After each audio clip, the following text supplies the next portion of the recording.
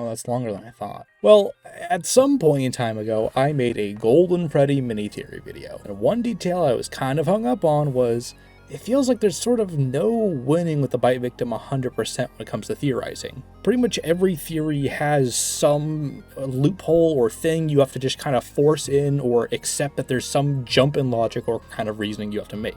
I didn't even mention Shadow Victim in the video because I had a section on it, but it was a little too long and ranty, and it might be better fit as a script just entirely listing all of the things I find weird or odd about Shadow Victim. For this video, I want to focus on the theory that just kept sticking back in my brain because I was stuck on it because I'm like, maybe there's something else going on here than I thought. So part of what made Plush Victim stick in my head a little bit longer than the others was it fit almost every criteria that the bite victim needed to fulfill as a ghost. I know some of the community kind of writes off the existence of the bite victim and kind of just does whatever with him, but there are criteria. The bite victim is sentient enough to ask questions and answer questions in return. For example, at the bottom of the crossword, it says, "What is your name?" That's relevant because Cassidy separately from this point asks the same question, "Do you remember your name?" And then throughout the book is giving answers to my name. Mike already wrote his name at the beginning of the book, so I see no argument that it's talking to Mike specifically. It also doesn't make sense that it would be asked in altered text, when Cassidy elsewhere uses faded text to primarily communicate. One argument I've seen on and off throughout the years is that this altered text is not actually a separate character, but just Cassidy altering the text to make prompts for Mike. And I heavily disagree with this assertion. Firstly, while some of these could work on a 1 to 10 scale if that's the idea, like fill in 1 to 10, but questions like "I can't see" don't make sense to be on a scale of 1 to 10. And there's also a follow-up of "I can hear sounds," both of which are weird if they're asked to Michael, who can clearly see because he can write physically in the book, and I don't see why Cassidy would even question whether or not Michael could hear or not. And also, unless we're doing a Mike victim thing, "it was for me" doesn't really make much sense in the response to Cassidy. It's also worth noting if the idea was that this altered text is a rating system, like Cassidy asking, "Rate your thoughts on this 1 to 10 or whatever, why doesn't he write any responses here? Why doesn't he circle something? If that's what we're supposed to get out of this conversation, that Mike is being asked questions and giving out his responses, why doesn't he respond to anything? It's also worth noting that I have a hard time purely chalking this up to agony. At least in my experience with reading the Frights books, agony doesn't seem to be a form of possession as much as a form of influence. It's treated more like a supernatural corruption, rather than "I am now this thing." Now, there is an extent where both can be true. Your agony can infect a thing you possess, but typically the true agony beings kind of treat themselves as their own separate entities. Like, yeah, Eleanor shapeshifts and pretends to be other people, but she doesn't earnestly think she's Renelle or anyone else she pretends to be. That's just a trick. This would be something very unique where an agony being, something that's supposed to be infected by suffering, lashing out at people, would be acting like a normal person and saying, "I'm scared." And there's not really any implications that the bite victim is lying here or manipulating anyone here. What I'm getting at is, for whatever reason or however you want to argue, I feel like this bastard has to be around to some extent. That's kind of what I mean when I say there's some level of criteria here. This isn't just a random instance where a ghost happens to loosely act like the bite victim, or his agony just happened to latch onto this book or Mike or whatever. So let's start talking about Plush Victim a little bit more personally rather than just the criteria a theory with the bite victim has to fulfill. First things first, it already covers something that the animatronic-centric theories kind of struggle with. An extremely common counterargument against him bonding with Fredbear in any capacity is that he does not die anywhere near Fredbear or have any direct personal connection in the way that a kid dying in the suit or with the suit or being brought near the suit would have.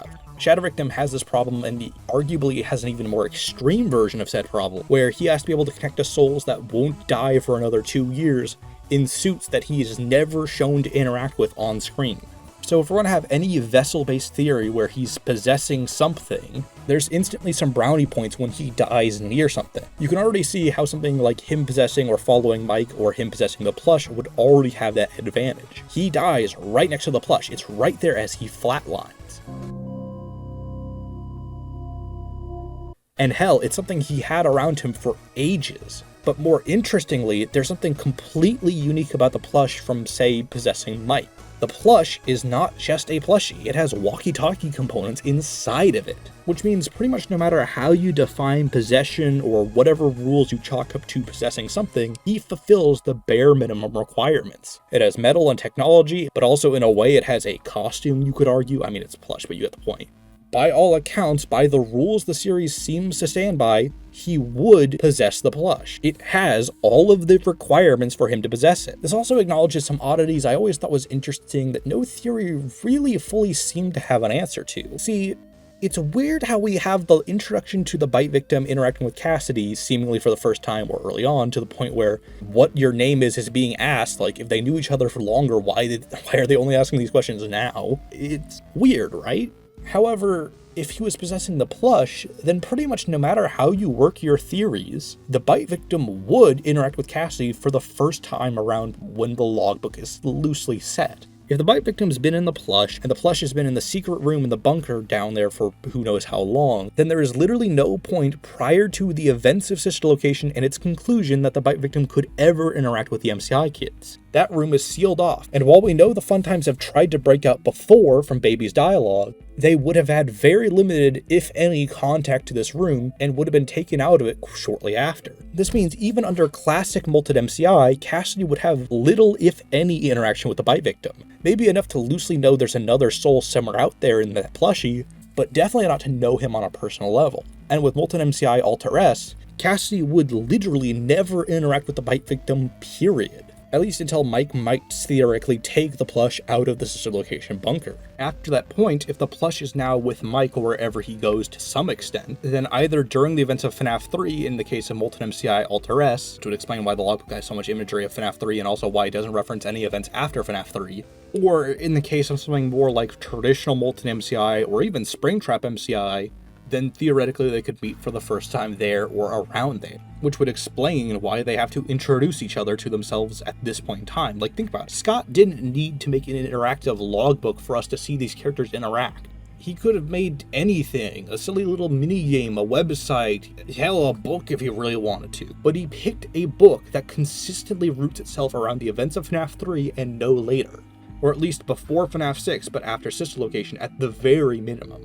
There's also some interesting irony in the fact that the bite victim possesses a walkie-talkie inside of a plush, effectively, which would explain why he's so audio-centric. This is something that's kind of interesting about the events of FNAF 4, which is, it's kind of unclear with the whole Sister Location secret room thing if Fredbear actually can see or not. Like, is Fredbear's eyes looking around just a way for us to visualize that the character who is Fredbear is always watching? Is this like a Cassidy plush Alter M kind of thing, where Cassidy is looking through the memories from the perspective of the plush? Or is this just how the bite victim sees William's cameras that are everywhere? Something interesting I noticed when thinking about the context of this greater theory in FNAF 4 is that FNAF 4, in a weird way, is told from the perspective of William's surveillance and the plush. Think about it. The only times we can see what's happening around the bite victim are when we're within the confines of William's surveillance system. William has complete surveillance on this specific road, this house, and Fredbear's. We never see the bite victim go outside of these confines. The moment we're not in the confines of Fredbear's, the house, or this road connecting to, we're in the black void with the bite victim and Fredbear plush. This is part of why I wonder if the plush itself can see or not, because like I said, we're in the void the moment we're not in the line of sight of the surveillance system. So if the plush was just a literal walkie-talkie in a plushie, then that could be a canon reason or clue to why the bite victim can't see. That, or the plush is just so small and relatively insignificant that it's not enough material for him to possess it more properly. But hey, maybe Scott really did think this through and key us in on some small, subtle details. It could also potentially explain why the plush is just such a central figure for the bite victim even after the events of FNAF 4. Like, one of the ways we know the bite victim has some relevance to the logbook is through Psychic Friend Fredbear. In FNAF World, how we're introduced to the idea that the bite victim is connected to these events is through quotes that were related to Psychic Friend Fredbear. Oh, and also, since we are talking about this character so much, I do want to clarify that I do not think Glitch Bear is supposed to be the same thing as Psychic Friend Fredbear. I know it's really easy to point them together, but I would chalk this up to a sort of problem with updating FNAF World. See, in original FNAF World, this is what Overworld Fredbear used to look like. That would make Glitch Fredbear just a corrupted version of Fredbear's normal Overworld sprite. There was also a single comment from Scott, which could mean this whole pixelated look is supposed to be how FNAF World looks, and the kind of 3D style is more just for us, the player, to have something better to look at than this. It does also make me wonder if this is why the events of FNAF World are so cartoonish looking. Like, if you literally live and exist in the form of a cutesy plushie, it could explain why your worldview or weird internal whatever the hell this place is could end up in such a cartoony, cutesy style. But there's pretty good odds I'm just overanalyzing on that particular point. But to sort of regroup back to the main theory a little bit better, this overall theory would explain why Psychic Friend Fredbear has been consistently brought up as the way to understand this is related to the bite victim. It also makes me wonder if "Do you still talk to him" was referring to the plush being the bite victim and Mike being the one this is asked you, like, does he still talk to you? Or is something a little bit more twisted, like William had this plush here with him in the secret room and maybe talked to it from time to time, and now that he's gone, this is what Cassidy's way of asking, like, hey, does he still talk to you? Though it does make me wonder if there is something in the idea of, hey, does he, the bite victim, still talk to you, Mike? Because Cassidy has no reason to assume William would talk to the bite victim at this point in time. Like, William, at the earliest point the logbook could ever exist in, is in the safe room rotting, and likely is actually out of the safe room at this point in time. And we have no proof that Springtrap has ever tried to communicate with the bite victim. The only character the bite victim is ever shown directly interacting with after death is Cassidy, and tangentially via the fact that Mike is there with the logbook, Mike, even though they never directly acknowledge each other in this context. But hey, maybe the bite victim just genuinely is not talking to Mike. I wouldn't hold that against him. That could prompt why Cassidy would ask the question, does he still talk to you? That could also go the other way around. Does Mike still talk to the plushie or not? Or has Mike given up because the plushie isn't responding to him? Did the brothers communicate at some point in time and that caused Mike to take this plush with him elsewhere? Overall, the reason this theory stuck in my head, though, beyond just it being a little bit more plausible than I originally gave it credit, was it raises some questions about what do we as a community value in theories for believing or not believing? Or even on a more personal level, what do you value in a theory? What's interesting here is, on a technical level, there's no changing or just stretching the rules for this theory to happen. The bite victim dies near something with technical components in it, and Michael has had access to said thing in a way that this could allow said vessel to appear in later contexts. Though there are admitted downsides to this theory, like we don't see the plush on screen in the events of FNAF 6. However, we do know for a fact he was somewhere during the events of FNAF 3 or prior to FNAF 6, and everything about this vessel is plausible. There's not really a direct reason this couldn't happen. And I mean, you could complain, why don't we see him do something that would show he's possessed, but at the same time, what would he do in this context that would imply he's possessed? Is he supposed to float around? Like the kid can't see and he's terrified. What would he do here? If the bite victim not talking as a character is a criteria for a theory not being valid, then congrats. There is no theory that is valid then.